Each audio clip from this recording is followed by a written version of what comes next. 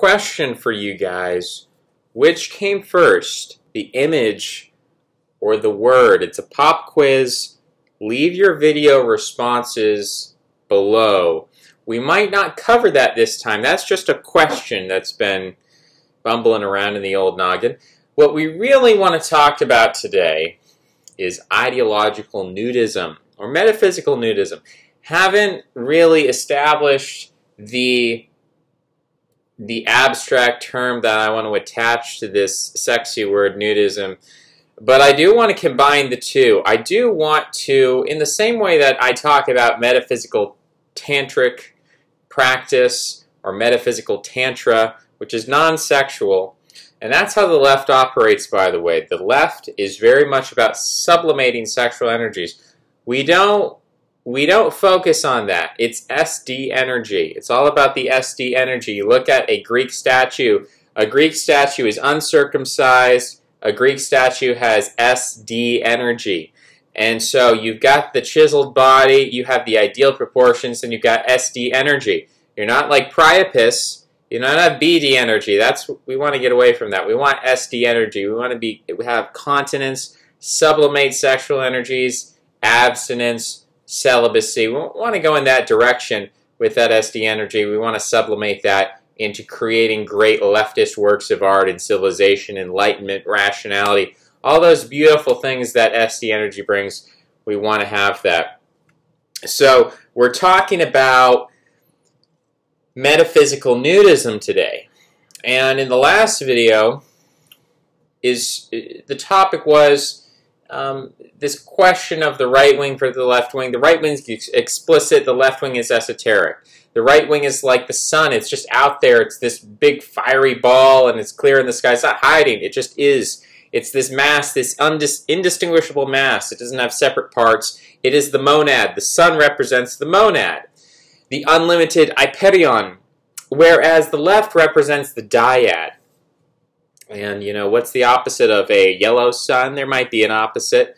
But let's just call it the moon for now. The moon is hidden, and the moon is esoteric, and the moon has several levels, and the moon has differentiation. It's not just one big moon, but you can have a half moon, a crescent moon, a quarter moon, a new moon. You can have all kinds of stages. So moon introduces the concept of number and differentiation, whereas the sun is simply a presence and an absence. It's in the sky. Of course, you can measure the angle and so on. And there is a little green spark that happens at the sunset. But besides all of those fancy things with the clouds, we're really focusing on this aspect of the moon is multifarious. The moon can change. The moon has different states that it enters into. And so the moon is interesting. The moon has been described as a feminine symbol because it's associated with the menstrual cycle. But what I would say is that opposites attract, and that because the sun is the symbol of the right wing and the Chthonian and the masses and nature, the sun is actually, you know, it's this inversion where you say, oh, well, the sun is productive, the sun is a producer, not a consumer, therefore, you know, is the sun masculine or feminine? There's a confusion there. But my basic point is that just because women are ruled by the menstrual cycle, which correlates with the moon, doesn't mean that the moon is a feminine figure in itself, but that rather that the women are ruled by the masculinity of the moon, that the unceasing irrationality and emotionalism of women is fundamentally ruled by a logic, by a logos, which is governed by the moon. Metaphorically, of course, not literally, but metaphorically. So the fact that there is a menstrual cycle that correlates with the moon doesn't mean that the moon is feminine. It just means that the moon is a masculine figure who rules over to the feminine world. That's something to clear up. In the same way that you could say the sun represents the right wing, the Chthonian, the earth, nature, but he is a, or she maybe is a feminine figure that rules over a masculine. I don't know. That one's a little more difficult. So to create a perfect symmetry here in all my metaphors, tie them up in a bow, might not get to that. But what I did want to talk about was this metaphysical nudism, which is connected in with the right wing and being exoteric and just putting everything out there. And we don't like that on the left. On the left, we don't use racial slurs. We talk about good schools and bad schools. We don't insult people. We don't talk, you know, Harvey Weinstein, as a good man of the left, you know, he never, in fact, he promoted women's rights, you know, and he may have done something different in the privacy of his ficus garden, but in public, he was an upstanding Democrat voting, Hillary Clinton ally, stood up for the rights of women, stood up for the rights of Holocaust survivors. I mean, he was a real stand-up guy. He did a lot of standing.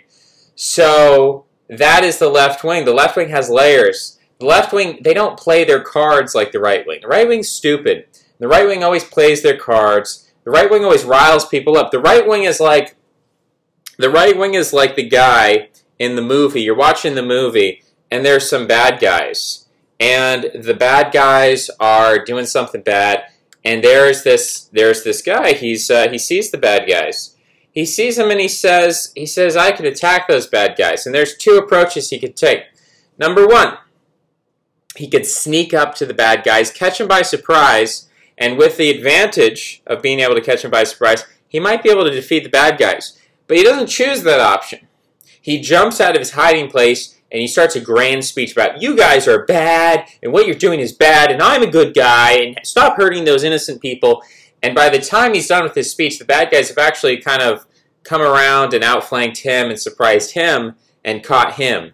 So the right wing is always about you jump into a room and you start yelling and you start screaming and you start using expletives and slurs and you announce your presence and you puff up your chest and you say, I am a big and powerful right-wing person and I'm going to defeat the system. The left wing doesn't do that. The left wing slides in. The left wing says, we're not going to change your values. The left wing says, no, we're Americans. You know, the left wing says, we're patriots. The left wing says, we're conservatives. The left wing says, we want to keep everything the same. The left wing says, we want to go back to America. Right? Donald Trump, he's messed up. We want to go back to the real America, which is about loving everybody. I mean, what could be more American than the metaphysical concept of love, which is really the foundation of our country. The country is not like a geographical space or a demographic. The country is the physical instantiation in the material plane of the metaphysical Platonic ideal of love. That's what America is. So we just need to get back to that. We need to go back to that golden age. So that's how the left does it. The left is always using jujitsu and layers and abstraction. You want to be on the left wing. The left wing, ask Sun Tzu. If you explained the right-left dichotomy to Sun Tzu, he would say, you should probably be on the left wing. That's probably the winning team. Be on the left. They're not stupid. They don't just run. It's like this nudism of like, the body, it's a natural thing, and we can just be naked. You know, this nudism, this naturalism, you know, frankly, it's problematic. It's problematic. The idea that you're just going to leave everything, you're just going to put everything out there, and then you're going to say, accept it. That's a right-wing concept. Trans acceptance is a right-wing concept. The idea that it doesn't matter how fat, hairy, old, disabled, whatever, doesn't matter who you are, doesn't matter how mutilated your body is, it doesn't matter, you could be a corpse, you could be dead, you could identify as a dead corpse. Whatever you look like, you should just be happy and free, accept yourself, love yourself, totally change, like brainwash yourself through like motivational, like diurnal beats, and like use this smoke a lot of weed, whatever you need to do, drug abuse, therapy sessions, meditation, I don't know, whatever you need to do, maybe water torture, you need to force yourself to accept yourself the way you are and put yourself on display. And there is no concept of concealment. See, there's a thing called the suit. Westerners have this thing called the suit. It's very suited for cold climates up in the north of Europe, where it's kind of cold and you need to put on layers. So a suit makes sense if you're living in Northern Europe. It doesn't really make sense if you're living in the tropics. But actually, the tropical people have been forced to wear suits by fashion convention because that's the attire of a businessman. So if you don't wear a suit, you don't look serious. If you wear a suit, people know you're serious. Why? Because a suit it associates you with that cold, icy mentality. You're a planner. You're a clear thinker. You're a decisive decision maker, as opposed to the Chthonian nudist who's just, oh, tra-la-la, I'm free to do whatever I want, follow my animalistic instincts and desires, and just do whatever I want, whenever I want. That's the right-wing thing. Right-wingers think that, you know, white people should have their own country because everything would be easier. Well, life is not easier. Life is not easier, you know? You can't just say, oh, just let everyone freely associate. Oh, let's just, you know, let's uncover everything. And you know, I am saying all these things not from a place of hatred. I'm saying these things, really everything I say is some form of self-criticism. Everything I say is looking back in the past, and I'm kind of arguing against, it's like time capsule sent into the past. I'm saying, you know, I used to think things that were wrong, and I'm going to send back a time capsule, and I'm going to explain to my past self why you are wrong and why you need to go on a different path. Because no one was telling me this. I had, you know, I had a phony dichotomy where you had people on the one hand making ridiculous arguments, people on the other hand making ridiculous arguments. No one was talking sense. And I looked at both of them and I said, well, they're both ridiculous, but one of these people, they're screaming at me. The other people are telling me to scream with them. So, you know, I'm more attracted to the people who are like, yeah, rah, rah, let's scream together, than the people who are screaming at me and like aggressively, kind of like, I don't really like those people. So that's the direction I shifted in. But then once you start to break this down, it's like, yeah, this metaphysical nudism, ideological nudism, I don't know what to, you know, like the four humors, I don't know how you break it down, the INTJ, what kind of personality type, because it is a kind of, it's like a personality strategy. It is like when you live in the tropics and you see an attractive, you know, goat, you know, as you're swimming through the tropical water, and like, you know, you've been eating some mushrooms and like some natural psychedelics, and the goat appears to you as a beautiful woman, and you just go at it. You go for the goat. And, you know, you're doing all this wild and crazy stuff down here. Anything goes. It's just whatever you want to do. It's just, you do you, you know? YOLO. You only live once. So it takes some, it's funny because I was listening to, it wasn't ayahuasca, but it was, you know, some other magic mushrooms. I was listening to John David Ebert, and he was talking to this Gaia hypothesis. The earth is alive. Capitalism is bad. Consumerism is bad. We've heard it before. We understand the arguments. But he was saying, you know, capitalism wants to sell you all these knickknacks so you can feel happy. But actually, the only thing you need to feel spiritually happy is just once a year, get on some psychedelics. It'll change your life because this interacts with our DNA. And he had all these crazy theories about how, you know, our DNA stores memories, which is not really something that I can really verify or disprove. But he's like, oh, well, there's all these hidden nooks and crannies in the DNA. You could theoretically store memories, and DNA is so powerful in terms of its ability to... And it's like, how does that make sense? Is there any evidence for that? But he's putting forth this theory that somehow, you know, LSD or magic mushrooms is going to retrieve past memories from past lives. I mean, it was all pretty interesting stuff. As a mythological concept, I was hooked. I was interested. I was listening. But he was saying all that, and he was saying, oh, you don't need to achieve civilization. He said Freud is right. He said Freud said that civilization is a result of sexual repression. And he said Freud was right. Freud was right, and civilization is bad, and we should just release everything and take psychedelics and have a wild orgy and just be happy all the time. And that is one way to go about life, and that's a very right-wing vision. You know, Freud is on the left. Freud says, no, we have to repress our sexuality. He's part of the Hebrew tradition. Repress your sexuality. Repress your sexuality. Be this cold, icy person. Ritualize your life. Cut up things into distinct parts. And make delineations. And create a separation between one group and another group. And one time and another time. And one space and another space. It's not just all a spectrum of crazy mixing.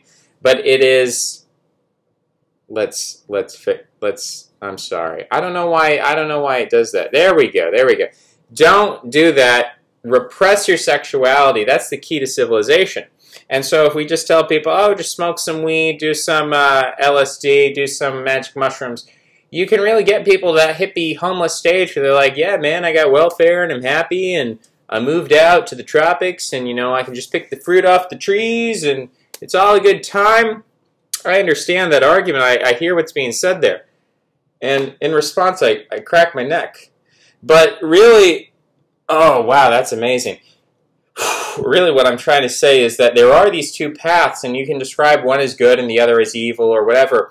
But really there's a dichotomy here, and we can call them right wing and left wing. That the right wing is seeking that natural normal.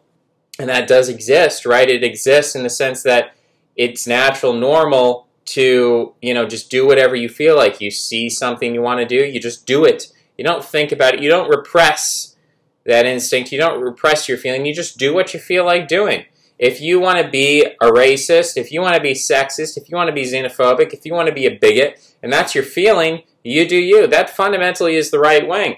And the other side of the right wing is people who are gay, people who are trans, people who are like, I just want to do as I do. That's all the right wing. The left wing is about saying, no, I don't care what you think. I don't care what you feel. Facts don't care about your feelings, right? So the left wing is about saying, look, you can't just be racist. You can't just be sexist. You can't just be whatever you want to be. Your individuality is not defined by you. It's defined by the state or by the culture, the organism, the nation. There's some kind of higher ordering principle here. And maybe some people would call it nature. Oh, we worship the God of nature and nature's laws. Okay. Well, the moment you start talking about laws rather than your own individuality, you're getting into the left wing. I guess the problem I had in the last video was I was talking about personality. I was saying the left created the concept of personality. Prior to the left, there is no personality. There's no individuality. There's just a mass. There's just the tribe. There's just this visceral reaction of like good stuff, bad stuff's happening. There's like pain and pleasure, and it's just pushing you in all these directions like you're an elementary particle in an extremely complex system. And it's all sort of deterministic, but at the same time chaotic. There's butterfly effect, and there's string theory, and there's quantum foam. There's all this stuff going on, right? But then the left clearly delineates things. It creates the concept of free will as well as destiny, which are in tension with each other. And the left creates the concept of archetypes and personalities. And you are a person, and when you die, like your soul can live on, and you exist indefinitely, eternally in your individuality. So the left creates these individuals and then creates categories from there out. So that's what I was saying before, and it's kind of hard. When you're going a million miles an hour, people complain that I talk too slow. They say I speak at the speed of molasses, which I don't know. I don't know if you've spoken to an old person recently, but they talk slower than I do. I don't care how slow I talk. I talk slower, or I talk faster. If you talk fast, you make mistakes. That's what happens. We all accept that, and we forgive ourselves. But old people talk slow, and if you don't have the patience to listen to old people, you're never going to learn anything. They're just full of wisdom. Like, as you live, it's kind of like, I don't know how to explain this, but it's like wisdom, it happens on accident. You're not going out, you're not looking for wisdom. That's not, if you go out looking for, you're like, I want to know how to solve this problem, that's knowledge. You're looking for knowledge. But wisdom is not something you seek. Wisdom's not something you intended to learn. Wisdom is that thing that you're thinking you're doing the right thing, and then reality slaps you in your face, and then you gain wisdom. So wisdom is kind of like this sludge or muck that like builds up from your feet into your knees, eventually reaches your midsection, your chest, and all of a sudden, by the end of your life, your head is just filled with wisdom of all these things you thought were good ideas, and you learn through experience they're actually really bad ideas. That's what wisdom is. So you're only going to get it from old people. And they're not like a maple tree where you can just stick in a little siphon and get the maple syrup, molasses type wisdom out of them. It doesn't work like that. You have to sit and listen to them. Your ears, in a way, the sound is like it's going into your ears. We're creating word pictures, and that's why we really do need to discuss the distinction between the word and the image. But as unsatisfying as all of these random ideas I've been throwing out haven't really tied up everything in a nice bow. We've got to limit ourselves. Last video was 30 minutes. This one's 20 minutes. It's unsatisfying, but there's always next time, right? There's always next time. Thanks for listening. See you guys. Bye-bye.